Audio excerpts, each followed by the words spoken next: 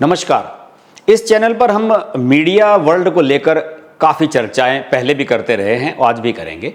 और चूंकि मीडिया आपके सामने, दर्शकों के सामने, सारे देश के सामने जो हालात हैं उनकी सही तस्वीर प्रस्तुत करने की कोशिश करता है, तो समय समय पर उसका एनालिसिस भी बहुत जरूरी है कि वो कितना सही है, कितना गलत है, उसका आकलन निष्पक्ष है, एक तरफा है, बायस्ड है, कैसा है, इस पर समय समय पर वीडियो बनाने पड़ते हैं। बहुत सारे लोग मुझसे खफा भी हो जाते हैं कि आप फालतू में ये रवीश कुमार, अजीत अंजुम जैसे लोगों को महत्व देते हैं। देखिए, महत्व देने की बात नहीं है दोस्तों, ये बताना देश को आवश्यक है कि कौन किस तरीके से क्या चीज देखता है और किसने किस रंग का चश्मा पहना हुआ है। क्योंकि आप जिस तरह का चश्मा पहनते हैं आपको चीजें उसी प्रकार की नजर आने लगती हैं। अभी देश में एक बड़ा घटनाक्रम बड़ा चल भी रहा है। अभी तो पार्लियामेंट चल रही है, मानसून सेशन चल रहा है और उसमें ऑपरेशन सिंदूर पर बड़ी गर्मा गर्म, जोरदार, हाइप्ड, बहुत ही ज्यादा चर्चित बहसबाजी हुई। ये 3 दिन तक चली, 1.5 दिन के करीब चली लोकसभा में और 1.5 दिन के करीब चली राज्यसभा में। सोमवार, मंगलवार, बुधवार 3 दिन तक चली। इसमें राहुल गांधी बोले, प्रियंका गांधी, ये सब विपक्ष की तरफ से भी बोले, और सोनिया गांधी नहीं बोली, और सत्ता पक्ष की तरफ से प्रधानमंत्री अमित शाह, जयशंकर, राजनाथ सिंह, ये सब बोले। राजनाथ सिंह, जयशंकर और अमित शाह तो 2-2 बार बोले, दोनों सदनों में बोले। तो बड़ी हीटेड डिबेट हुई। तो इसका एक आकलन तो ये बनता ही है कि मीडिया ने इसको किस तरीके से देखा। आप सब लोग जानते हैं कि बहुत शानदार हुई और सभी लोगों ने बड़ा अच्छी स्पीच दी। कुछ लोगों का तो ये मानना है कि इस बार नंबर 1 स्पीच जो है वो राहुल गांधी ने दी, और ये मानने वालों में सबसे ऊपर हैं हमारे महान पुण्य प्रसून वाजपेयी, जो कई चैनलों से लतियाए जाने के बाद यूट्यूब पर आए थे। और आज की तारीख में उन्हें ऐसा लगता है कि उनसे बड़ा ज्ञानी इस दुनिया में नहीं है। उन्होंने एक लिस्ट बनाई 6 लोगों की कि इस बार जो पार्लियामेंट में ऑपरेशन सिंदूर पर जो चर्चा हुई है उसमें रैंकिंग उनके हिसाब से क्या है। अब उन्होंने रैंकिंग बनानी शुरू करी। पहला स्थान उन्होंने दिया राहुल गांधी को, दूसरा स्थान देते हैं अमित शाह को, तीसरा दिया गौरव गोगोई को, चौथा स्थान दिया जयशंकर को, 5वां स्थान प्रियंका को, जो कि 100वें स्थान पर भी डिजर्व नहीं करती थी, और 6ठा स्थान दे रहे मोदी जी को। दरअसल उन्होंने अपने आप को पूरी तरीके से अब कांग्रेस के रंग रूप में ढाल लिया है। अभी तक अपने जो कालुतोष महाराज हैं, आशुतोष, वो ही कांग्रेस के रंग में रंगे हुए थे, लेकिन इन्होंने भी अपने आप को घोषित तौर पर कांग्रेस के रंग में ढाल दिया है।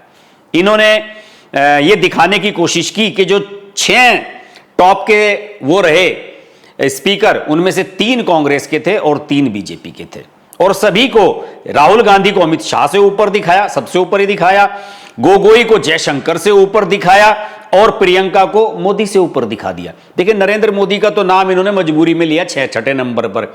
अगर सही मायनों में इनकी मानसिकता की मैं बात करूं तो शायद ये नरेंद्र मोदी को टॉप 10 में भी ना रखते, लेकिन मैं इनकी मानसिकता आपको बताने की कोशिश कर रहा हूं। दरअसल हुआ क्या है, अभी इसी डिबेट के दौरान इन्होंने कोई वीडियो बनाया, और उस वीडियो में इन्होंने पुलवामा और पहलगाम का जो मामला हुआ, पुलवामा में पहले मामला हुआ था जब जवानों की गाड़ी को उड़ा दिया गया था, शहीद हो गए थे, और पहलगाम में जो अभी हिंदू मारे गए हैं उन पर, इस पर कोई इन्होंने वीडियो बनाया, और उस वीडियो को कांग्रेस के वरिष्ठ राज्यसभा सांसद और मध्य प्रदेश के पूर्व मुख्यमंत्री दिग्विजय सिंह ने रिट्वीट कर दिया और इनकी तारीफ कर दी कि भैया आपने जो सवाल इसमें उठाए हैं पुण्य प्रसून जी, ये बड़े अच्छे सवाल आपने उठाए हैं।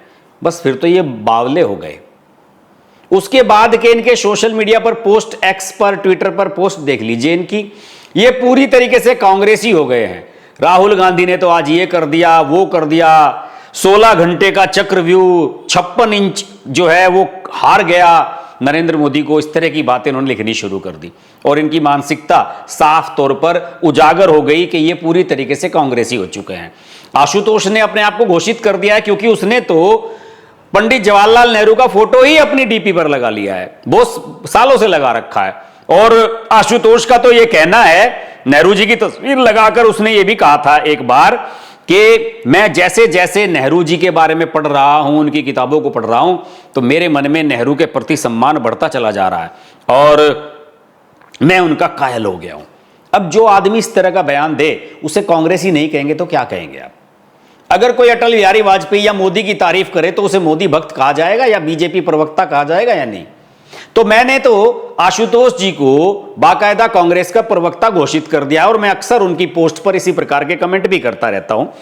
तो उन्होंने राहुल गांधी वाले सवाल को जो है इलेबोरेट किया। राहुल गांधी कह रहे थे कि नरेंद्र मोदी को पार्लियामेंट में आकर के ये बोलना चाहिए कि डोनाल्ड ट्रंप झूठ बोल रहे हैं, उन्होंने मीडिएटरशिप नहीं की थी। तो ये ट्वीट करते हैं, सरकार ने क्यों नहीं कहा कि ट्रंप झूठा है? तो आप ये बताइए, किसी भी देश के राष्ट्रीय अध्यक्ष के बारे में कोई दूसरे देश का राष्ट्रीय अध्यक्ष ये कह सकता है कि ये झूठा है? आप उनकी बात का खंडन तो कर सकते हैं, जैसे कि नरेंद्र मोदी ने किया भी। जिस तरीके से एक स्टेट्समैन को, एक बड़े नेता को करना भी चाहिए कि हमारे और पाकिस्तान के बीच में किसी ने मध्यस्थता नहीं की, दुनिया के किसी नेता ने मध्यस्थता नहीं की, यही तो कह सकते थे नरेंद्र मोदी। यूं क्यों कह देंगे कि भाई डोनाल्ड ट्रंप झूठा है? डोनाल्ड ट्रंप वर्तमान में राष्ट्रपति है अमेरिका के, उनसे बहुत सारे काम भारत के निकलते हैं, अंतरराष्ट्रीय स्तर पर ऐसा नहीं चलता है। राहुल गांधी जो है जिंदगी भर सांसद ही रहने वाले हैं, अगर वो प्रधानमंत्री बनते तो वो भी नहीं कह पाते।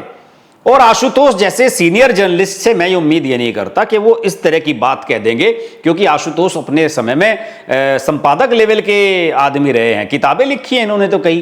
तो मुझे इनकी बुद्धि पर भी तरस आता है। दूसरी ओर आशुतोष ने नरेंद्र मोदी का जब भाषण चल रहा था उस समय ये लिखा सोशल मीडिया पर कि नरेंद्र मोदी जी लुक्स टायर्ड, कि वो कुछ थोड़े से थके हुए नजर आ रहे हैं।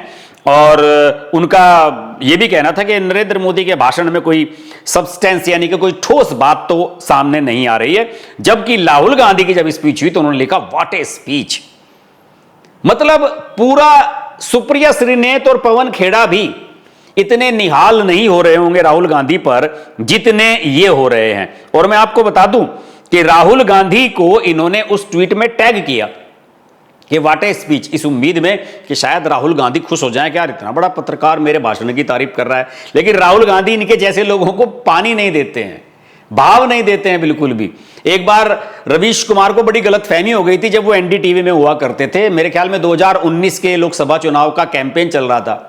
रवीश कुमार घूम रहे थे, धक्के खा रहे थे गलियों में ऐसे ही इंटरव्यू लेते हुए, तो अचानक उन्हें दिखा कि एक जगह राहुल गांधी की जनसभा चल रही है, गाजियाबाद वगैरह की आसपास, दिल्ली के आसपास की बात थी। रवीश कुमार वहां रिपोर्टिंग कर रहे थे, बाहर मीडिया लोगों से बातचीत कर रहे थे।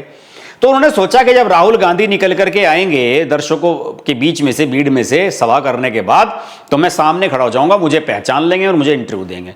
राहुल गांधी स्टेज से उतर के आए, रवीश कुमार के सामने से ऐसे निकल गए कि जैसे उन्होंने रवीश कुमार को देखा ही नहीं। इतना समूह हो गया रवीश कुमार का। फिर उसके बाद एनडीटीवी की वेबसाइट पर ब्लॉग लिखा कि राहुल गांधी में मैच्योरिटी नहीं है, उनको अभी बहुत कुछ सीखना बाकी है। और ये बात मैं इसलिए कह रहा हूं कि ये मत समझिएगा कि उन्होंने मुझे इग्नोर कर दिया तो मैं उसकी फ्रस्ट्रेशन नहीं आ रहा हूं। 2 कौड़ी की पत्रकारिता रवीश कुमार करते हैं, 2 कौड़ी की। मतलब आपका खुलेआम अपमान कर दिया एक नेता ने, आप अपनी फ्रस्ट्रेशन दिखा रहे हैं। अरे भाई कुछ नहीं लिखते तो चुप रहते, शांत हो जाते।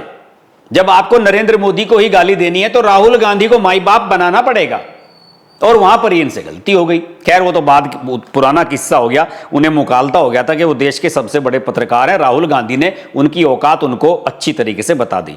बहरहाल रवीश कुमार के बारे में जब बात कर ही रहे हैं तो रवीश कुमार को इस समय ऑपरेशन सिंदूर की ज्यादा चर्चा नहीं समझ में आई, और अपने चैनल पर मेरे ख्याल में एक आधी कोई वीडियो उन्होंने यूट्यूब पर अपना बनाया होगा। उन्हें जो मुझे चिंता नजर आई जिस दिन डिबेट चल रही थी पार्लियामेंट में, शायद 29 जुलाई की बात है, रवीश कुमार ने ट्वीट किया कि उमर खालिद को जेल में बंद हुए लगभग 5 साल हो चुके हैं और इस जुल्म का हिसाब है किसी के पास कोई। मैं आपको बता दूं कि उमर खालिद को दिल्ली दंगों के सिलसिले में पकड़ा गया था भड़काऊ स्पीच के कारण। ये जेएनयू का स्टूडेंट था, ये कन्हैया वगैरह सारे के सारे, और इसने लोगों को भड़काऊ भाषण दिए थे, वीडियो इसके वायरल हुए थे, मुसलमानों को भड़काया था इसने खूब ज्यादा।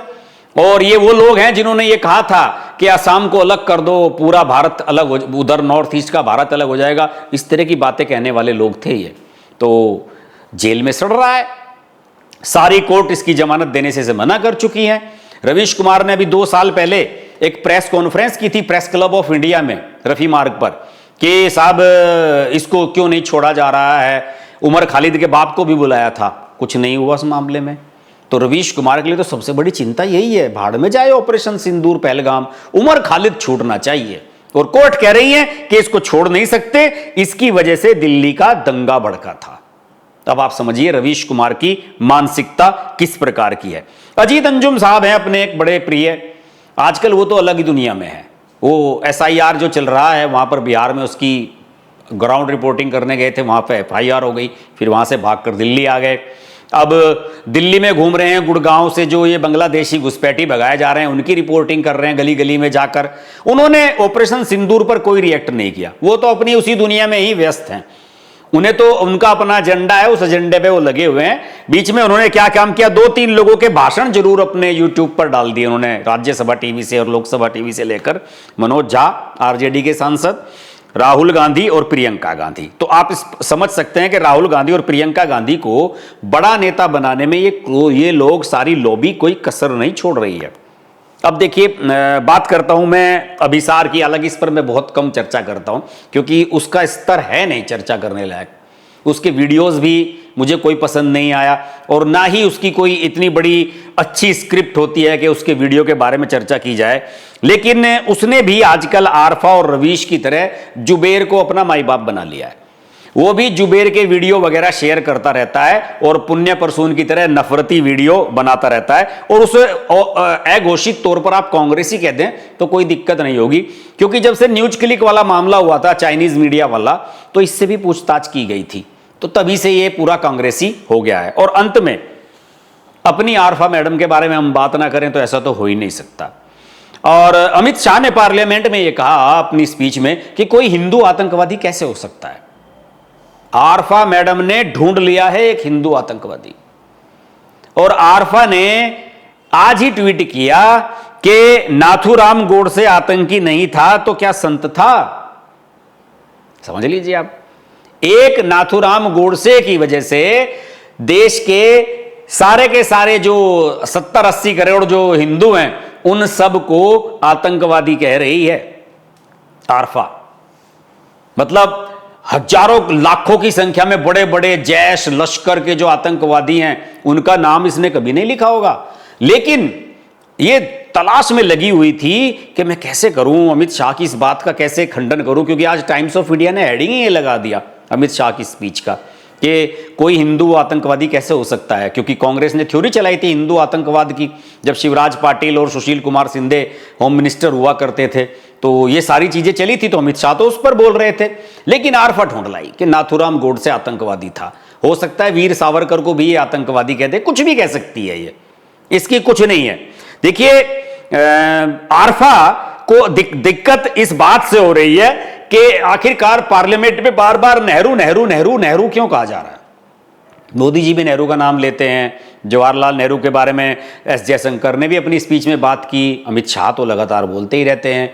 भाई, जब आप लोगों के समय में यानी कि नेहरू के समय में गलतियां हुई हैं, सिंधु जल समझौता नेहरू के समय में हुआ तो नेहरू का नाम आएगा, जब POK पाकिस्तान के कब्जे में गया तो नेहरू का नाम आएगा, जब चीन ने तिब्बत को हड़प लिया तो नेहरू का नाम आएगा। क्यों नाम नहीं आएगा, ये मेरी समझ में नहीं आ रहा है। और जैसे कि निशिकांत दुबे ने कहा पार्लियामेंट में कि भाई नेहरू कोई आपकी बपोती थोड़ा ही है कि प्रियंका के दादाजी हैं या राहुल के नाना जी हैं, वो देश के पहले प्रधानमंत्री हैं, हमें पूरा हक है सांसद के तौर पर उन पर उंगलियां उठाने का। तो इस तरह की बातें जो है वो आरफा मैडम अब करने लगी हैं और ये उन्हें बड़ी दिक्कत है कि नेहरू नेहरू क्यों कर रहे हैं अमित शाह और नरेंद्र मोदी। दूसरी ओर आरफा जी ने प्रियंका का एक वीडियो शेयर किया जिसमें प्रियंका गांधी ने अपनी स्पीच में पार्लियामेंट में यह कहा था कि जो पहलगाम में मारे गए वो किसी धर्म के नहीं बल्कि भारतीय थे। वो तो कहेंगी, सबकी पैंट उतार उतार करके देखा गया कि यह हिंदू है या नहीं। इतनी बड़ी साजिश थी वो, और इस देश के लोगों का जवाब नहीं, दंगा भड़काने की साजिश थी। आप यकीन मानिए अगर इसका उल्टा होता कि हिंदू आतंकवादी होते या कोई ऐसी घटना होती जहां पर हिंदू हमलावर होते और किसी मुसलमान को एक को भी मार दिया जाता इसलिए कि वो मुसलमान है, उसकी पैंट देखकर उसे उतार कर उसको जज करके मारा जाता, तो आप समझिए कि देश में दंगा हो जाता।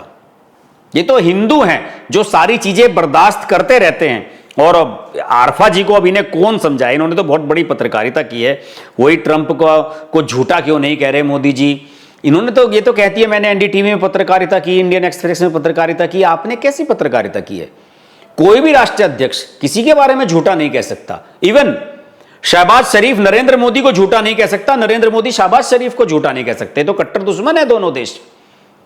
कैसे आप पत्रकारिता करते रहे हैं इतने समय से, मुझे समझ में नहीं आया। और आरफा, आप मुसलमानों के जो मसीहा हैं अखिलेश यादव, उनके भाषण को बढ़िया बताती हैं और कहती हैं कि अमित शाह बैकफुट पर आ गए। अखिलेश यादव को तो भाषण देना नहीं आता। मुझे आश्चर्य होता है कि आपके मन में, ठीक है अमित शाह के प्रति नफरत है, लेकिन आपके अंदर का पत्रकार मर गया है। अखिलेश यादव का भाषण आपको पसंद आ रहा है, जिनके भाषण में ना कोई फ्लो है, ना कोई तारतम्यता है, ना कोई मुद्दा होता है, ना कोई ठोस बात होती है, उनका भाषण आपको पसंद आ रहा है। आरफा ने इस बीच एक और भी काम किया। अभी एक नई वो इतिहासकार उभरी है, रुचिका शर्मा। हालांकि मैंने इस पर कभी वीडियो नहीं बनाया, उसकी तस्वीरें बड़ी वायरल होती हैं और मैं उस पर टिप्पणी भी नहीं करना चाहता हूं। वो आजकल चैनल वालों की इस तरह की बड़ी फेवरेट बनी हुई है, क्योंकि नाम है रुचिका शर्मा, और शर्मा जहां तक है मेरे ख्याल में ब्राह्मणी होगी, हिंदू तो है ही, और हिंदुओं को गाली देती है, सारे इतिहास को उल्टा बताती है। और उसके साथ एक वीडियो बनाया, इंटरव्यू लिया इसने आरफा ने, और उस वीडियो को लिखा इसने, मुगल तो बहाना है, मुसलमान को निशाना बनाना है। और किसी ने ट्वीट पर यह लिख दिया आरफा को कि अगर आप भारत पसंद नहीं आ रहा है तो आप पाकिस्तान चली जाओ। तो कहती हैं मैं क्यों जाऊं, ये मेरी जमीन है, आपकी छाती पे मूंग दलूंगी, मैं तो यहीं रहूंगी। पाकिस्तान में जाएंगी ये तो वहां तो उठा के ले जाएंगे घर से। यहां अपना बढ़िया मेकअप करके बैठती हैं, खूब घूमती हैं, अलग अलग प्रोग्राम में जाती हैं, एंकरिंग करती हैं और इंटरव्यू करती हैं लोगों के, मोदी को गाली देती रहती हैं, कोई ने कुछ नहीं कहता। आज तक बताइए किसी ने कुछ कहा है कि? सोशल मीडिया ट्रोलिंग वगैरह तो चलती रहती है। तो दोस्तों, इन सारे मीडिया कर्मियों ने ऑपरेशन सिंदूर के दौरान अपना असली रंग दिखाया, और सबका मेन उद्देश्य यह था कि कैसे राहुल प्रियंका को स्टैब्लिश किया जाए, कैसे नेहरू को बचाया जाए, नेहरू के काले कारनामों को छिपाया जाए, और कैसे यह साबित किया जाए कि हां हमारे देश में हिंदू आतंकवादी भी हैं। और आरफा जी ने साबित कर दिया। आज के वीडियो में इतना ही। वीडियो अच्छा लगे तो लाइक करें, शेयर करें। चैनल को अभी तक सब्सक्राइब नहीं किया है तो इस चैनल को अवश्य सब्सक्राइब कर लें, नोटिफिकेशन का बेल आइकन भी प्रेस कर लें और जुड़े रहें हमारे साथ। नमस्कार। Hi, this is Pooja Bedi, and I'd like to say that I'm deeply grateful to Harsh for his wonderful and courageous reporting, and the fact that he always stands up for what he thinks is right. Thank you, Harsh, for all the support and all the love, and rock on. Everyone who's watching this, don't hesitate to press the like, share, subscribe button on his channel.